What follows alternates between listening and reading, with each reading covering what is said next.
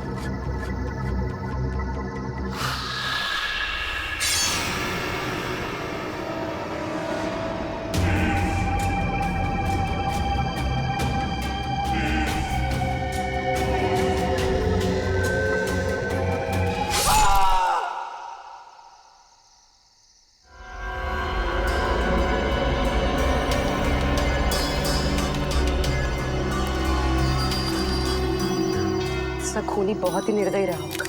कोई खूनी कभी रहमदिल हो ही नहीं सकता पूर्वी, मगर एक खूनी दिमागी तौर पर बीमार लगता है। जान से मार दिया और इसका हाथ भी काट दिया।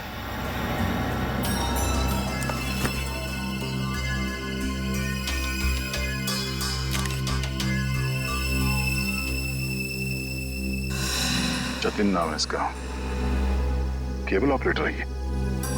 सर लगता है कहीं जा रहा होगा और रास्ते में ये सब हो गया।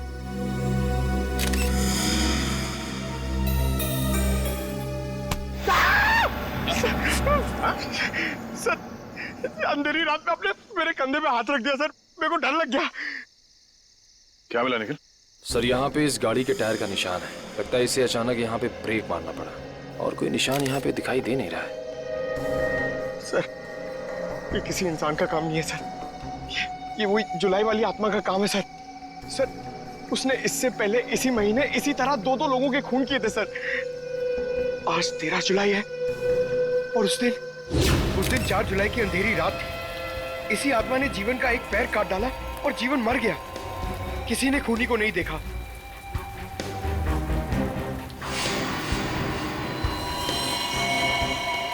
बेचारी जीवन की बहन सुनीता और उनके बच्चे वो कैसे काटेंगे जिंदगी उनके बिना।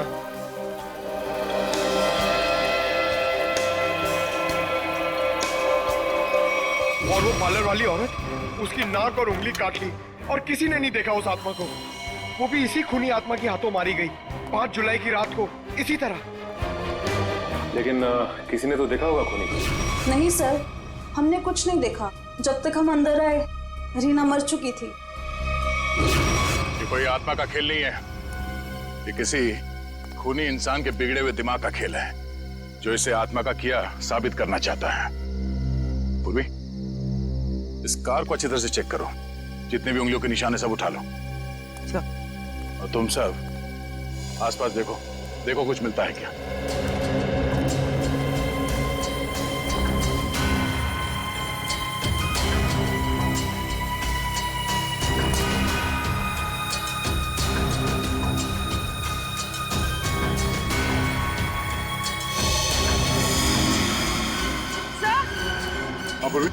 सर ये देखिए, विंडशील्ड पर हथेलियों के निशान है, वो भी उल्टी। सर लगता है कोई उल्टा लटक के इस पे अटैक करने की कोशिश कर रहा था, तभी ये घबरा गया होगा और इसने अचानक ब्रेक मार दिया। और सर जतिन अपने आप को बचाने की कोशिश कर रहा होगा, इतने में खूनी ने अपना काम कर दिया। हो सकता है।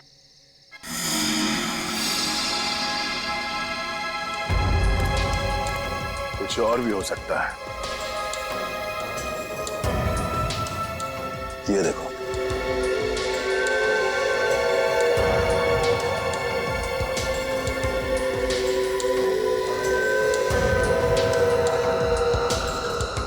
नंगे पांव के निशान जंगल की तरफ जा रहे हैं। विक्रम, लाश को फॉरेंसिक लैब भेजने का इंतजाम करो।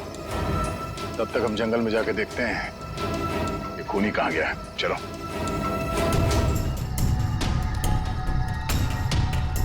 सर हम लोग और कितना आगे जाएंगे सर? जहां तक सुराग नहीं मिल जाते वहां तक। सर अगर यहाँ सुराग हो ही नहीं तो? और अगर सुराग यहीं पे हो तो हाँ? पूर्वी, तुम इस तरफ देखना।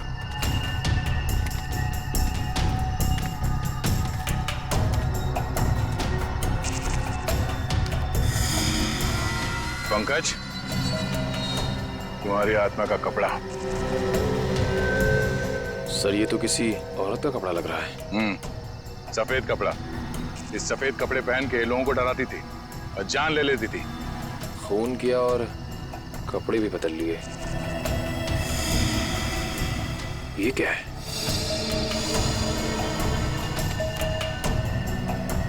अरे ये क्या, मरा हुआ चूहा? अरे चूहा नहीं है पंकज, विग है। सर शायद उसी खूनी औरत का होगा। सर ये देखिए, लगता है खूनी ने अपने खून भरे हाथ पहुंच कर ये कपड़ा यहां फेंक दिया। गुनहगार कितना भी होशियार क्यों ना हो, कोई ना कोई गलती जरूर करता है। सबूत छुपाने के चक्कर में सबूत ही छोड़ गया। जिस तरह से खून हुए उसे देखकर तो लगता है कि खूनी कोई एक ही है।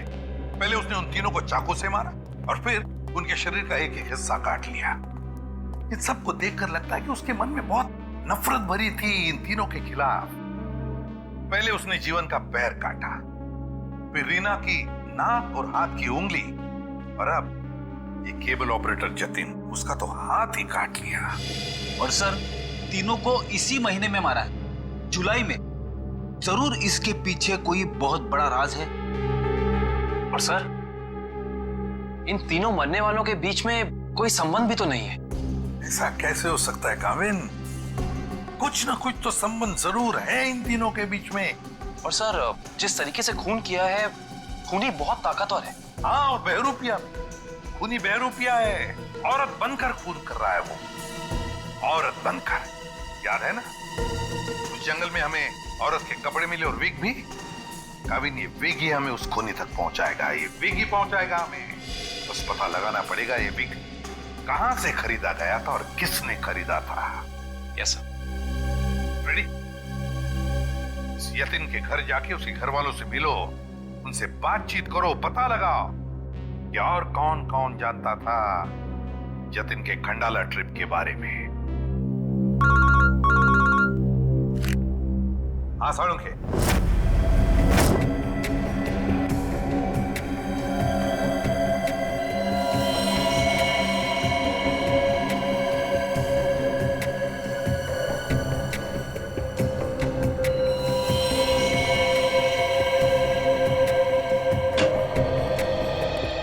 Good morning. आपको भी good morning sir. Good morning. तो ये जतिन की लाश देख के कुछ पता चला घाव के बारे में? हाँ, जतिन का हाथ काटने के लिए जिस तरह का हथियार इस्तेमाल किया गया था, ठीक उसी तरह का हथियार जीवन और रीना के लिए किया गया था। इसका मतलब सर कम से कम ये तो पता चला कौन से हथियार से इन सबका खून किया गया, जो इन सारे केसेस को जोड़ता है। अरे कौन सा हथियार नहीं यार, किस तरीके का हथियार है ये पता चला। सालुंखे साहब, किस तरीके का हथियार है? देखो, इन तीनों को चाकू के वार से मारा गया है। घाव काफी गहरे हैं, इससे पता चलता है कि खूनी बहुत ताकतवर है, उसने बहुत ताकत के साथ वार किया है। खूनी का काम करने का तरीका कुछ ऐसा है कि पहले तो वो चाकू से लोगों की जान लेता है और फिर उसके बाद बड़े इत्मीनान से बैठकर आरी से मरने वाले के अंगों को काट करके अलग करता है। कोई दिमागी रूप से बीमार आदमी लगता है, साइकोपैथ। और हाँ, ये देखो, जानते हो क्या है भाई साहब? ये कुत्ते का बाल है। जो कपड़े मिले थे ना आपको जंगल में से, उन कपड़ों पर से मुझे कई अलग अलग किस्म के कुत्तों के बाल मिले हैं। ये देखो, क्रॉस ब्रीड कुत्ते, लैब्राडोर, हाउंड, डाल्मेशियंस, ये सब। सर लगता है ये खूनी कुत्तों का प्रेमी है। हाँ, लेकिन है कौन ये? कुत्ता पालने वाला कुत्ते के बारे में जानकारी रखने वाला या फिर कुत्ते के सैलून वाला?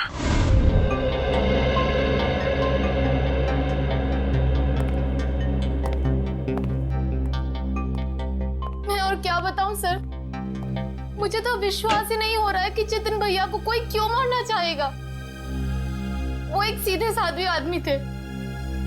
अपने केबल नेटवर्क के बिजनेस के अलावा उनको फुर्सत ही नहीं थी कि वो किसी और विषय में सोचे। अच्छा, आपके अलावा और कौन जानता था कि जतिन खंडाला जाने वाले? खंडाला जाने के प्लान के बारे में तो उन्होंने मुझे अचानक ही बताया था, और मुझे नहीं लगता कि किसी और को भी उन्होंने इस बारे में बताया होगा। फोन पे किसी से बातचीत कर रहे हो, कुछ सुना हो? नहीं नहीं, फोन पे नहीं। सर? हाँ श्रेया। सर इधर। क्या मिला? सर ये देखिए, लगता है जतिन के जो जो जरूरी काम थे या जो काम बाकी थे, रिमाइंडर्स के तौर पे उसने इस नक्शे पे सारी पर्चियां बना ली थी ताकि कुछ छूटे नहीं। 11 जुलाई पेमेंट कलेक्ट करना है, एक्सरे करवाना है, डॉक्टर के साथ मीटिंग, इलेक्ट्रिशियन 10 जुलाई। 10 जुलाई को तो जतिन की मौत हुई थी ना? हाँ सर। 10 जुलाई 67 के साइन बिल्डिंग का केबल कनेक्शन काटना है, पेमेंट बाकी है। सर शायद ये जतिन उस रात आखिरी बार इस फ्लैट वाले से मिला था। 678 के साइन बिल्डिंग में चलते हैं, कुछ ना कुछ जरूर पता चलेगा इसके बारे में। सेठ जी, सीआईडी वाले आपसे मिलने आए। गई क्या बात है? ये विग आपके यहाँ बनवाई गई थी?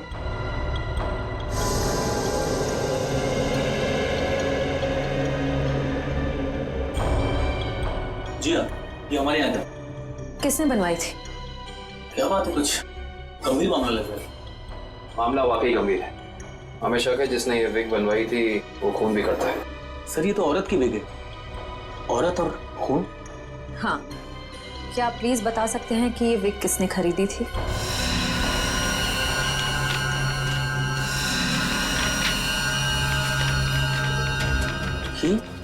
क्या हुआ? सर ये खूनी नहीं हो सकती सर। ये खूनी हो सकती है या नहीं वो हम तय करेंगे। लाइए। क्या वजह? गोकुल धाम की दया में। अरे भाई साहब, आप थोड़े भाव तो आज भी कीजिए। हमारी सोसाइटी में सुनीता आती है ना, वो तो हमेशा आज भी भाव ही लेती है। वो हमारी फैमिली सब्जी वाली है। अरे भाई बस आपका नहीं और मेरा नहीं, इससे 25 रुपए रखो। अरे बहन जी, इतना तो मुझे घर में पड़ता है। हाँ तो ये भी मुझे घर में ही लेके जाना है। अरे मेरे कहने का मतलब इतनी तो मेरी खरीद पड़ती है। गोकुल धाम सोसाइटी से पता कर लिया है, यहाँ पे नहीं कहीं आइए भाजी खरीदते। अरे लेकिन उसे ब्यूरो कैसे लेके जाएंगे? बिग के बारे में बता के सर, बिग के बारे में? अरे नहीं, गुस्सा हो जाएगी। एक काम करते हैं, ये उसे ना वो गरबा वरबा की बातें बता कर ना उसे मना लेते हैं। वैसे भी हम दोनों को वो भाई मानती है ना। हाँ ले जाओ, सब ले जाओ, सब ले जाओ, सब फ्री में लेके जाओ। अरे नहीं भाई, मेरी माँ हमेशा कहती है जब भी किसी को कोई भी चीज दो ना एकदम दिल से देनी चाहिए ताकि सामने वाले को संतुष्टि हो। और टप्पू के पापा भी ये बात मानते हैं। अरे बहन जी, मैं मानता हूँ कि ग्राहक भगवान होता है, उसकी इज्जत करनी चाहिए, लेकिन मैं ये सब्जी पे फ्री में नहीं दे सकता, मैं लुट जाऊंगा। अच्छा चलो भाई, बस ठीक है, आप जितने कहते हो ना इतने पैसे दूंगी, बस खुश। धन्यवाद बहन जी, धन्यवाद। पर सुनिए, मुझे वो धनिया और मिर्ची मुफ्त में चाहिए। चलो ठीक है, देता मैं। लीजिए बहन जी, ये लीजिए। पैसे आ गए, आप तो कमाल करते हैं भाई। हाँ थोड़ा और दीजिए। हाँ मिर्ची दी ना। अरे रेड्डी भाई, पंकज भाई कैसे हैं? हम ठीक है, आप कैसे रह रहे हैं? मैं एकदम मजे में। आप लोग यहाँ सब्जी खरीदने आए हैं? हाँ, सब्जी, भाजी। अरे हाँ, ये तो डेली भाजी खरीदते हैं, हर रोज। वैसे इनको देख के लगता ही है कि ये भाभी जी को बहुत मदद करते होंगे। एकदम पत्नी औरत है। जैमिन ये तो कुछ भी नहीं है, ये है ना, ये तो डेली कपड़े भी धोते हैं। पंकज मुंह बंद कर, नहीं तो मैं तुझे धोऊंगा। Week week week week week week. अरे ये तो कमाल का सुना, आप विग पहन के कपड़े धोते हैं।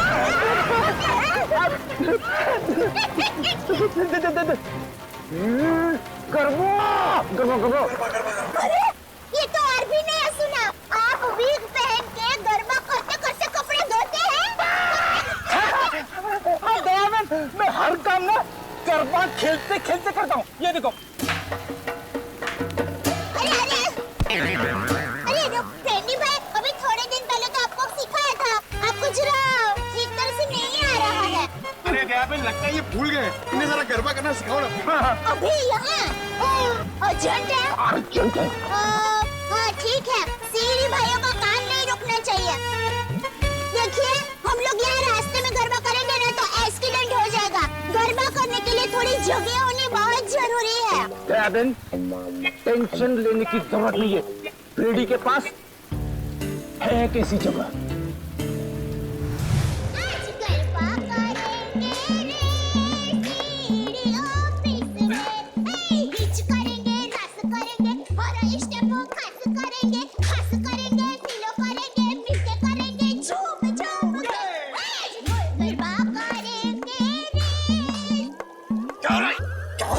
Sorry sir. क्या सॉरी? ये क्या डांस करने की जगह है? इमरजेंसी है। इमरजेंसी तो अपने ब्यूरो में क्यों नहीं गया यार? वहाँ पे इंट्रोगेशन चल रहा है, इनसे कुछ पूछताछ करानी है। कौन है? कौन है ये वो नमस्ते, जय जिनेंद्र, मैं हूँ दया टप्पू के पापा गड़ा। अरे फ्रेंडी भाई, ये आप लोगों का किचन है? मुझे तो अभी पता चला। और ये जामुनी रंग है, मतलब ये दराक, हाँ ये अनार का जूस है, और ये पीला मतलब ये मौसमी का जूस है। पर आप जूस को गर्म क्यों कर रहे हैं? सूप बना रहे हैं? और आप शेफ हैं? अरे वो खाना बनाता है ना, उनको इंग्लिश में बोलते हैं ना शेफ। बावर्ची भाई। बावर्ची हो? अरे मैडम, ना ये किचन है ना मैं बावर्ची हूँ, समझी? देखो फ्रेडी, अगर 2 मिनट में तू इनको यहाँ से नहीं ले गया ना, मैं यहाँ से चला जाऊंगा। ओ भाई, जूस वाले भाई, देखिए मैं यहाँ अपने आप नहीं आई हूँ, मुझे यहाँ फ्रेंडी भाई और पंकज भाई लेके आए हैं। मुझे भी बहुत काम है, बापूजी के लिए थेपला बनाना है, टप्पू के लिए नाश्ता बनाना है, ढगला काम पड़े हैं। वैसे आपका नाम? दयाबेन, ये डॉक्टर है, डॉक्टर सालूम के। ओह डॉक्टर साहब, नमस्ते डॉक्टर साहब। आप किसके डॉक्टर है, पशु पक्षी की मनुष्य के? अगर आप मनुष्य के डॉक्टर होंगे ना तो आप हमारे गोकुलधाम सोसाइटी के डॉक्टर हादी भाई को तो जानते ही होंगे। उनका कमाल क्या है, वो डॉक्टर है ना, फिर भी खाने के बहुत शौकीन है। दयाबेन, ये डॉक्टर सालूम के है, फॉरेंसिक लैब के। लैब के डॉक्टर? बहुत अजीब डॉक्टर है नहीं? अजीब? हाँ, मैं अजीब हूँ, मैं। बोलो, कर लो क्या करना, मैं अजीब हूँ। ये अजीब है और कान के गरीब है। अरे यार, कुछ सुनाई नहीं देता है, कानपुर में हड़ताल है, कितनी जोर से बोल रहे हैं। और डॉक्टर साहब, सॉरी माफ करना, छोटी मुंह बड़ी बात कर रही हूँ। मैं देख रही हूँ आप कब से फ्रेंडी भाई को डांट रहे हैं, आपको कोई बोलने वाला नहीं है, इसलिए अगर आप ज्यादा डांटेंगे ना तो मैं पमरुदन साहब है ना, उनको बोल दूंगी। किसको बोल देगी? पमरुदन? Sorry sir, ACP Pradyuman sir. ACP? ये एसीपी का क्या है ना? हाँ, बोल दो, जा करके एसीपी को बोल दो, मैं डरता नहीं हूँ एसीपी से, अंडरस्टैंड? ओहो, राम राज्य प्रजा सुखी। भाई साहब, ये बेचारे फ्रेंडी भाई गरबा सीखने की कोशिश कर रहे हैं, मेहनत कर रहे हैं, आप उनको डांट रहे हैं। और ये भाई है कि यहाँ पर आराम कर रहे हैं, आप इनको कुछ नहीं कह रहे हैं, और ये बेचारे फ्रेंडी भाई को डांट रहे हैं। दयाबेन, हमें ऑर्डर नहीं है, यहाँ पे जो सोता है ना वो सोता ही रहता है। अरे पर दिन में कोई कैसे सो सकता है, सेहत के लिए अच्छा नहीं होता है। और साहब आप तो डॉक्टर है, आप इनको समझाइए, उठाइए जरा। दिन में सोना ठीक नहीं है ना? नहीं, गलत बात है ना? अच्छा। हाँ, तो एक काम करो, आप जाकर के इनको उठा दो। जरूर। हाँ, क्या? हे जागने तू जागवा, श्री कृष्ण गोवालिया, तुझ विना धेनवा कोण जासे, भाई लगता है गुजराती नहीं है। हाँ, गुजराती नहीं। उठाओ उठाओ भाई, उठिए, चलिए चलिए चलिए, उठिए, दिनचर्या शुरू कर दीजिए, दिन शुरू हो गया है। उठाओ उठाओ उठाओ उठाओ, हाँ उठाओ उठाओ।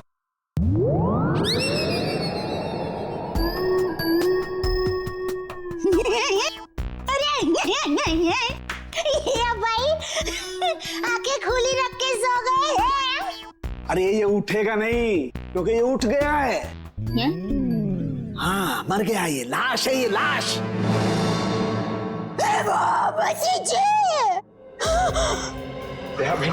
रहने दो, ये तो संसार का नियम है। जो एक बार आया है उसे जाना भी है। अरे तो यार इन्हें भी जाना है, इन्हें भी ले जा यार, तू ले जा इन्हें, ले जा। मोरे अंदर न उसे तरह न यार न जाम न बोले सो साउंड में सब न कर न बमणे न मंगे न बोले सो साउंड में सब बने सब मंगल जी सभी से परवान मंगल जी से पहचान न बन दीजिए और न मरे तमना से न आए न जाना में सब। अरे दयाबेन क्या हुआ? जैसे संघर्ष से बात भगवान की सारुण के ने कुछ नहीं ओ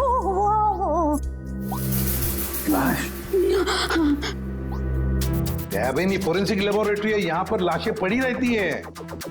तो इनको डर नहीं लगता? ये तो लाशों से बातें करते हैं।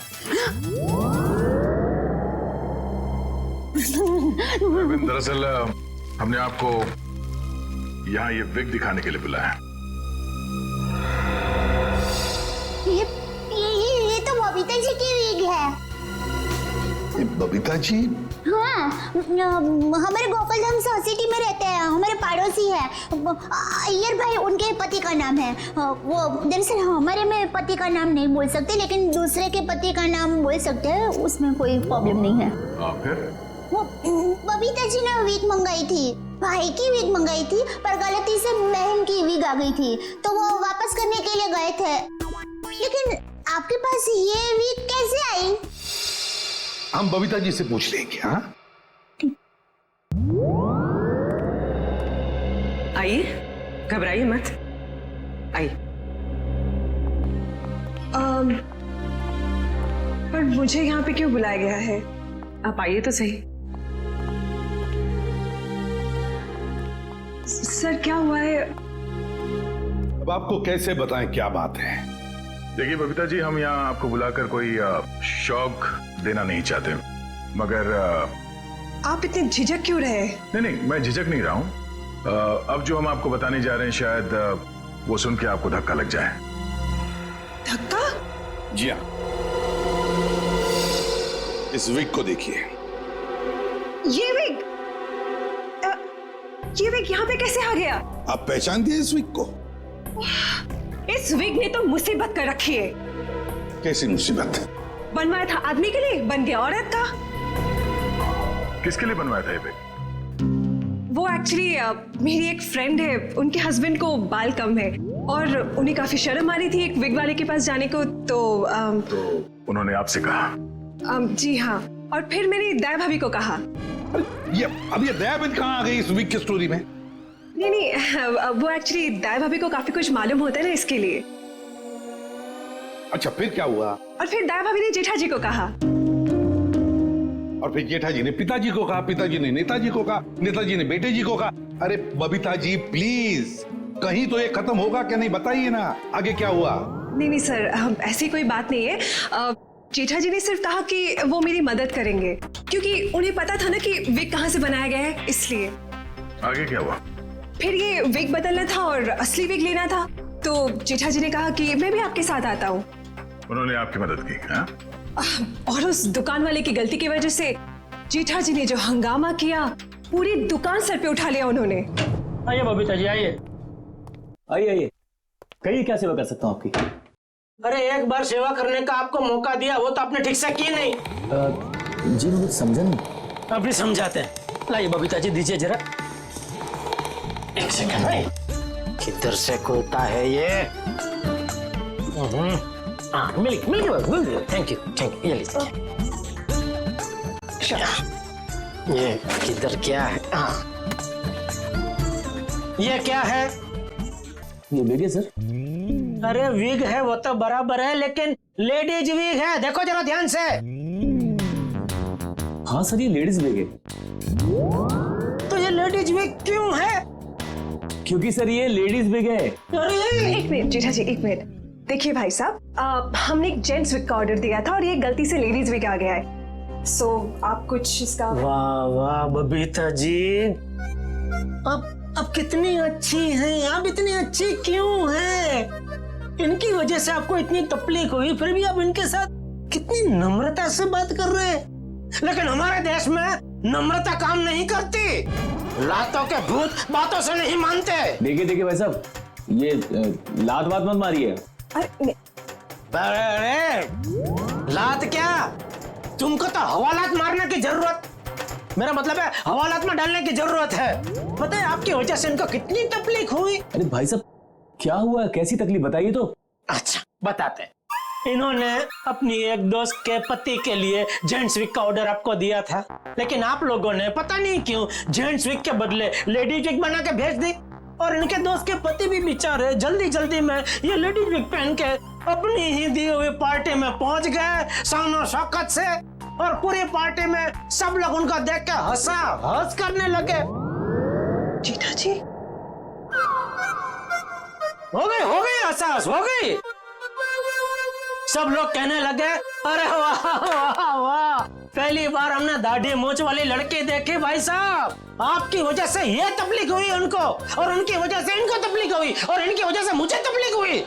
सॉरी भाई साहब, गलती हो जाती कभी कभी इंसान से। अब सॉरी भाई साहब, हो जाती है गलती कभी कभी, बस इतना बोल दिया, बात खत्म है, बात खत्म, बस हो गई गलती। ये नहीं चलेगा, नहीं चलेगा ये। देखिए भाई साहब, आप जरा आवाज नीचे करके बात करिए प्लीज। नहीं होगी मेरी आवाज नीचे, नहीं होगी। जेठा जी one second, just relax and calm down, okay? Just a second. Okay भैया, it's okay, it happens. आप अभी एक काम कर दीजिए, ये विग हमें बदल के दे दीजिए प्लीज। हाँ विग तो बदल के दीजिए, और पैसे भी वापस दीजिए, फ्री में दीजिए विग। देखिए पैसे के लिए आपको सेठ से बात करनी पड़ेगी। क्यों सेठ जैसा क्यों बात करनी पड़ेगी? गलती करो तुम और भुगते सेठ जी, सेठ लोग क्यों भुगते? पैसा तुमको ही देने पड़ेंगे, दो पैसे दो। देखिए भाई साहब, बहुत हो गया आपका।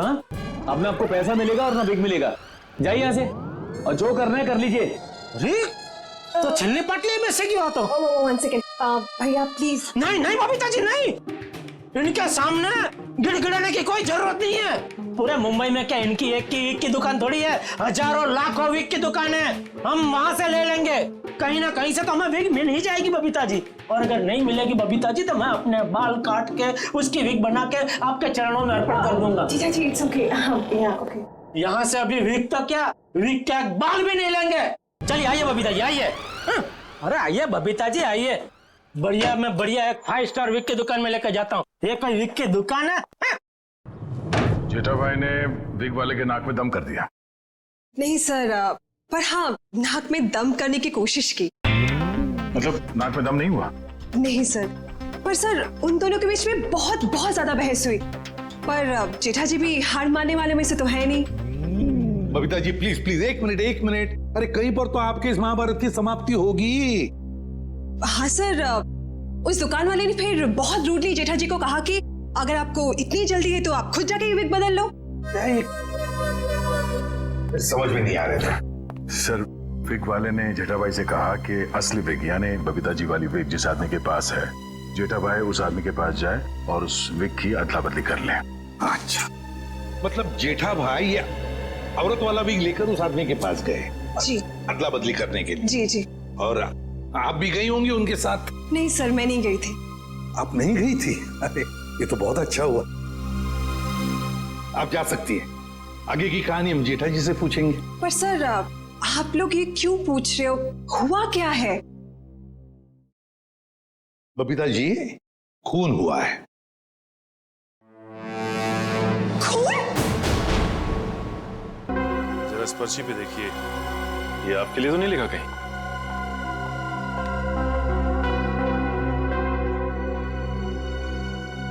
ये तो जतिन का लिखा हुआ लगता है। बिल्कुल सही पहचाना आपने। मगर ये आपके पास क्यों है? एक्चुअली जतिन का खून हो गया है।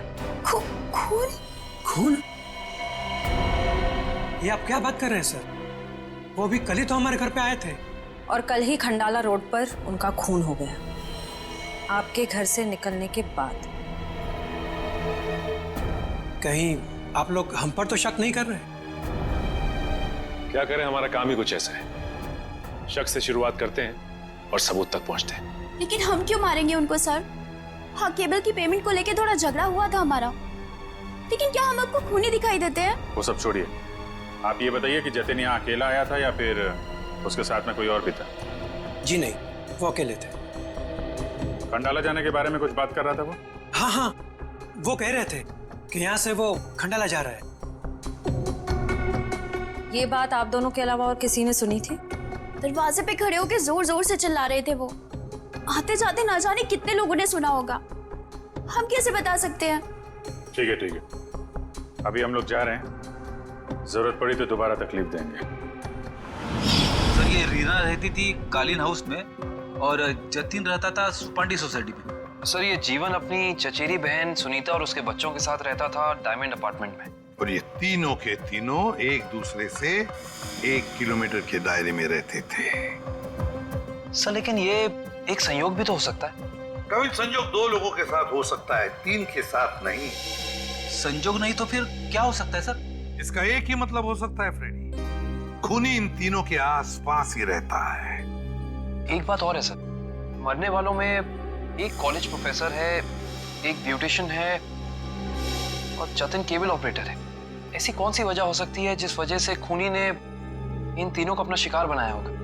फ्रेडी, एक काम करो, रीना के घर से जो फोटोग्राफ्स मिले ना, लेकर आओ। कविन देखो, खूनी ने जीवन और जतिन इन दोनों के शरीर का सिर्फ एक ही हिस्सा काटा है, सिर्फ एक। मगर रीना की नाक भी काटी और उंगली भी काटी। क्यों सर? हाँ, ये देखो रीना की उंगली पर ये अंगूठी। सर, लगता है ये अंगूठी काफी महंगी है। और इसीलिए रीना की उंगली काटी गई फ्रेडी, इस महंगी अंगूठी के लिए। सर, अभी तक तो खूनी के बारे में पता नहीं चला है, अंगूठी कहां से ढूंढेंगे? फ्रेडी, ज्वेलरी शॉप में से। खूनी ये अंगूठी अपने पास तो नहीं रखेगा, किसी न किसी ज्वेलरी शॉप में जाएगा ही ये अंगूठी बेचने के लिए। बस पता लगा शहर में ऐसा कौन सा ज्वेलरी शॉप है जहां पर ये अंगूठी बेची गई है और कौन बेचने आया था। हाँ सर, क्या पता चला कुत्तों के बालों के बारे में? अच्छा, animal lovers clinic, Goregaon. Supriya market में तनीषा नाम की एक लड़की का बुटीक है, वहां पे जेठालाल ने वो विग दी थी। ओके लेडीज, अभी तुम लोग जाओ, हाँ, बट कल टाइम पे आ जाना। कल हम अपने फैशन शो की प्रैक्टिस करेंगे। Okay, thank you. You can go now, leave it, मैं रख दूंगी। Bye bye.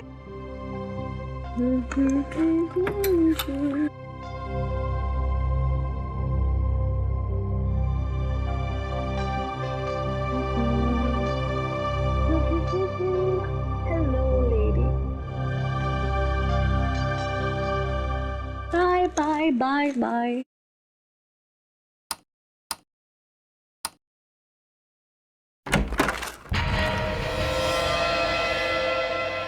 कौन है?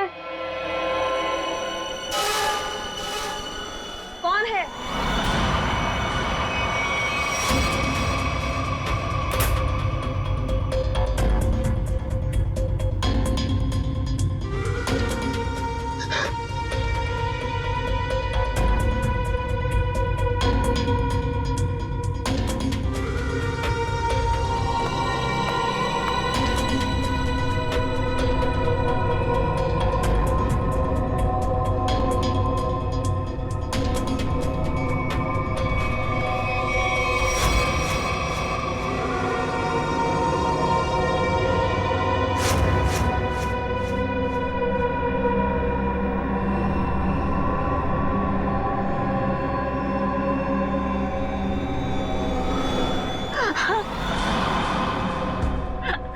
प्लीज मुझे छोड़ दो, मैंने तुम्हारा क्या बिगाड़ा है?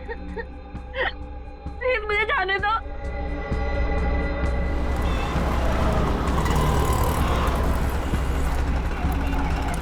सर, वो रहा तनीषा का बुटीक। प्लीज छोड़ दो।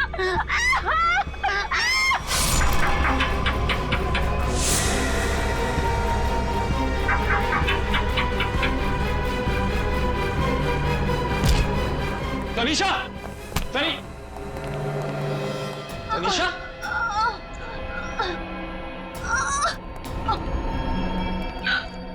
एम्बुलेंस बुलाइए जल्दी। संभाल के।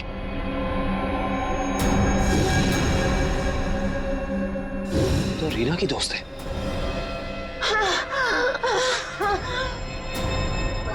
आखिर इस सबके पीछे है कौन? सीआईडी जी, कहिए क्या मदद कर सकता हूं मैं? डॉक्टर साहब, हम एक खूनी की तलाश कर रहे हैं जिसने 3 खून किए हैं। उसके कपड़ों से हमें कुछ ऐसे क्रॉस ब्रीड कुत्तों के बाल मिले हैं जिसका डीएनए आपके यहाँ इलाज कराने वाले कुत्तों के डीएनए से मैच करता है। यहाँ हर रोज सैकड़ों लोग अपने कुत्तों के इलाज के लिए आते हैं। अब किसका बाल मिला है हम कैसे बता सकते हैं? कुत्तों का छोड़िए, हमें वो आदमी चाहिए जिसने खून किए। Sir, we are dog lovers. कुत्तों से इतना प्यार करते हैं, इंसान को कैसे मार सकते हैं? ये तो फिंगरप्रिंट्स लेने के बाद ही पता चलेगा। फिंगरप्रिंट्स? जी हाँ, जतिन नाम का आदमी जिसका खून हो चुका है, उसकी गाड़ी पर से हमें खूनी के फिंगरप्रिंट्स मिले हैं।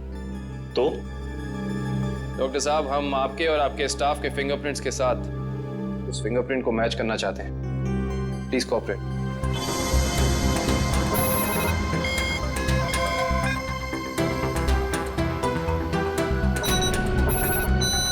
हाँ भाई।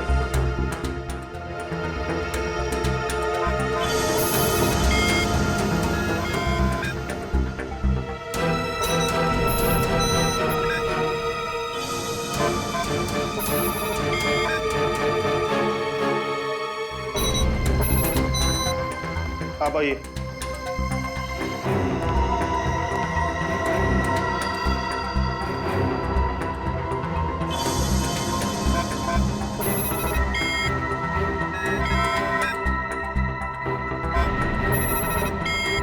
सर, इनका भी फिंगरप्रिंट मैच नहीं हुआ। Thank God. मैं तो डरा हुआ था कि अरे कुछ किया ही नहीं तो डर किस बात का? डॉक्टर साहब, हमें आपकी एक और मदद चाहिए। जी। हमें आपके उन सारे क्लाइंट्स के नाम और पते चाहिए जो अपने क्रॉस ब्रीड कुत्तों को यहाँ आपकी क्लिनिक में इलाज कराने के लिए लाते हैं। श्योर। सर, रीना की अंगूठी की डिजाइन हमने सारे जूलर्स को भेजी थी, सिर्फ इस सलोरा जूलर्स ने पहचान की है। और श्रेया, ताज्जुब की बात तो यह है कि एक साधारण सी अंगूठी के लिए खूनी ने रीना की उंगली काट दी। आइए सर, क्या देखना चाहेंगे आप लोग? हम सीआईडी से हैं, हमने ही आपको कॉल किया था। ओह हाँ, आप लोग किसी लड़की की अंगूठी के बारे में जानना चाहते हैं? जी हाँ। इसी डिजाइन की कॉपी हमने आपको भेजी थी और इसी लड़की की वो अंगूठी है, रीना नाम है उसका। अंगूठी तो यही है, मगर ये अंगूठी मैंने किसी और के ऑर्डर पे बनाई थी। तो फिर किसके ऑर्डर से बनाई थी? देखिए, किसी का खून हुआ है, प्लीज। हाँ बताता हूँ।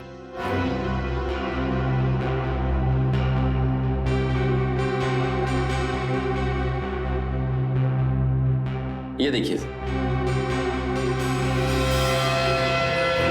तो ये बात है, अब तक सीआईडी के सामने नाटक चल रहा था, तो अब तुम देखो सीआईडी का तमाशा।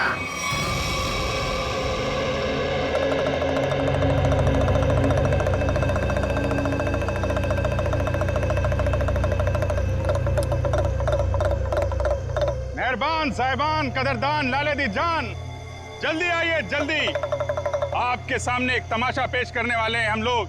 एक ऐसा तमाशा जो सच्ची घटना पे आधारित है, एक ऐसा तमाशा जिसे देख के आपके होश उड़ जाएंगे।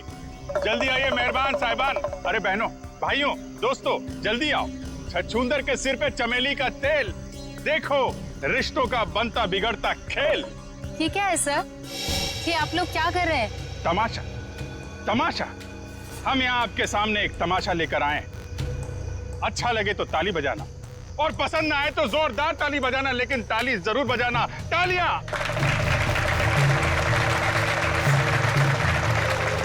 ये कहानी है एक लड़के और एक लड़की की। लड़का लड़की से बेहद प्यार करता था। ए लड़की,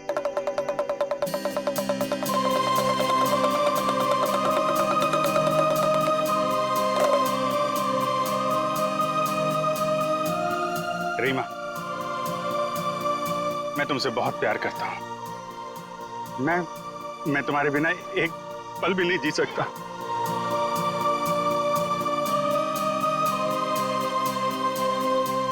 सच्ची? मुझे कसम से मेरा प्यार सच्चा है, जैसे चकोर चांद से करता है, झरना नदी से करता है और खुशबू फूल से करती है। और ये फूल तुम्हारे लिए, इसमें मेरा दिल है। क्या तुम मुझसे शादी करोगी?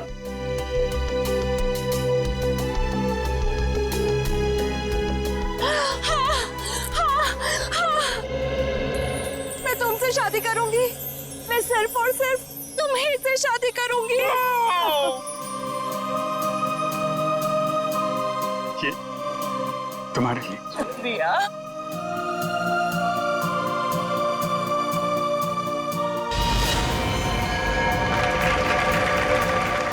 लेकिन मेहरबान कदरदान साहिबान लाले दी जान, जिस लड़के की शादी होने वाली थी उसकी एक बहन भी थी। बहन, शुरू हो जाओ।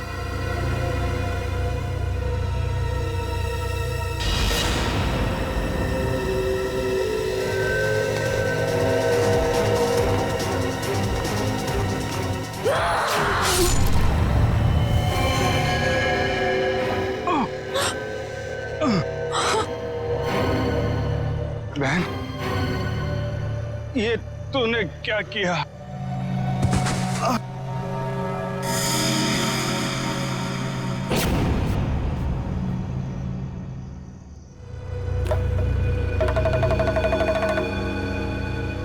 मेहरबान साहिबान कदरदान, भाई को मारने के बाद भी बहन रुकी नहीं, उसने उसकी मंगेतर का भी खून कर दिया।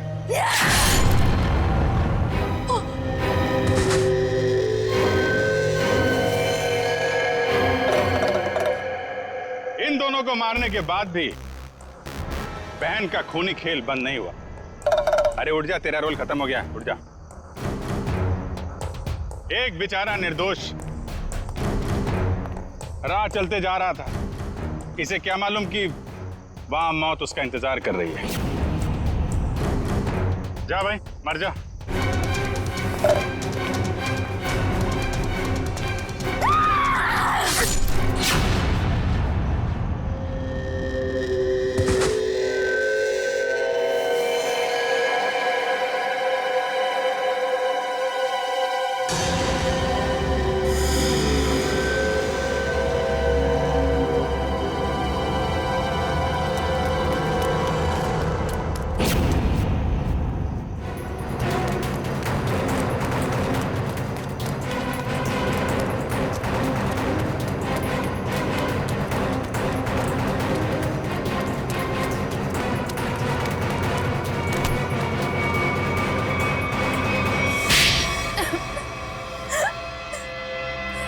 बताती हूँ, सब सच बताती हूँ।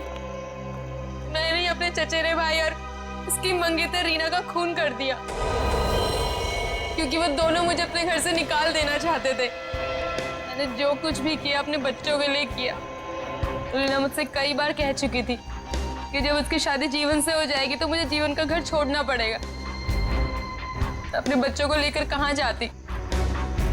मैं एक तलाकशुदा औरत हूँ और ज्यादा पढ़ी लिखी भी नहीं हूँ, इसलिए मैंने सोचा कि तुम दोनों को अपने रास्ते से हटा देती हूँ, और मैंने वो ही किया। लेकिन मुझे लगा कि लोगों को मुझ पर शक ना हो जाए, इसलिए इसको सीरियल किलिंग का रूप देने के लिए मैंने जतिन का भी खून कर दिया।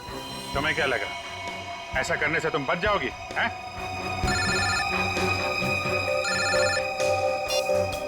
Hello, yes sir. हाँ सर।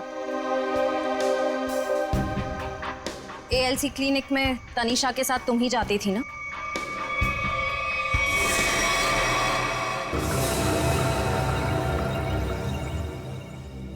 मुझे बचा लो प्लीज, मुझे बचा लो प्लीज। तुम यहाँ क्या कर रही हो? मैंने तुम्हें कितनी बार कहा है कि मेरा और तुम्हारा अब कोई लेना देना नहीं है। मैं बहुत खतरे में हूँ, मेरे पीछे CID लगी हुई है, प्लीज मुझे बचा लो। क्या CID? मैं तुम्हारे हाथ जोड़ती हूँ, प्लीज मुझे बचा लो। मैं बहुत मुसीबत में हूँ, मेरे बच्चे को और मुझे शहर से दूर भेज दो, प्लीज मुझे बचा लो प्लीज। खून करने में मैं तुम्हारी मदद कर दी, लेकिन CID से बचना नामुमकिन है। बिल्कुल सही कहा भुवन तुमने। हमें पहले से पता था ये काम इस अकेली लड़की का नहीं है, इसमें कोई और भी शामिल है, इसीलिए हमने उसे वहां निकलने दिया। मुझे छोड़ दो सर, मुझे छोड़ दो, मुझे माफ कर दो। CID से आज तक कोई भी मुजरिम नहीं छूटा।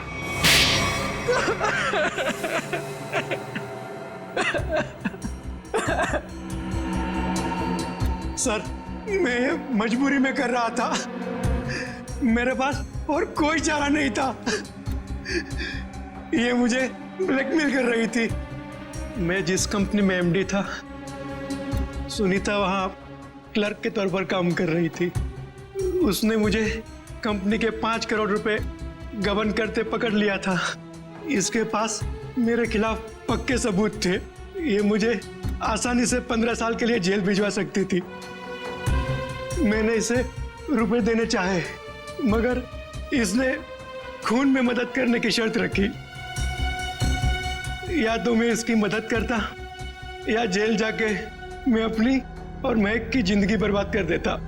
उस दिन भी ये मेरे घर में मुझे धमकी दे रही थी। तभी जतिन ने डोरबेल बजाया।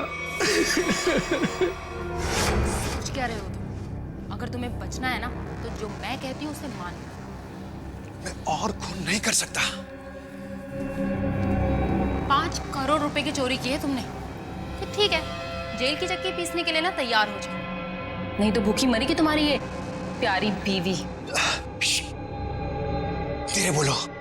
तो ठीक है, अपने दिलो दिमाग से ये पीछे हटने का ख्वाब ना निकाल दो, और एक और खून करना है तुमने। क्या? सुनीता ने हमें जतिन से लड़ते हुए देख लिया था और उसे जतिन के खंडाला जाने का प्लान पता था। और तुम दोनों ने मिलकर जतिन को मारने का प्लान बनाया है ना? हाँ, जीवन और रीना का खून को और उलझाने के लिए मुझे एक और शिकार की जरूरत थी। और तुम्हारा शिकार था बेचारा जतिन। जायदाद की लालच में तुमने 3-3 मासूम लोगों की जानें ली, 3-3 लोगों की जानें ली, और वो तुम, उसमें तुमने इसका साथ दिया। तुम भी उतने ही दोषी हो जितनी की ये है। तुम दोनों को तो फांसी ही होगी, फांसी। ACP प्रद्युमन की विनती स्वीकार कर ली है कि CID टीम सुनीता के बच्चों की तब तक देखभाल करेगी जब तक वे बालिग नहीं हो जाते।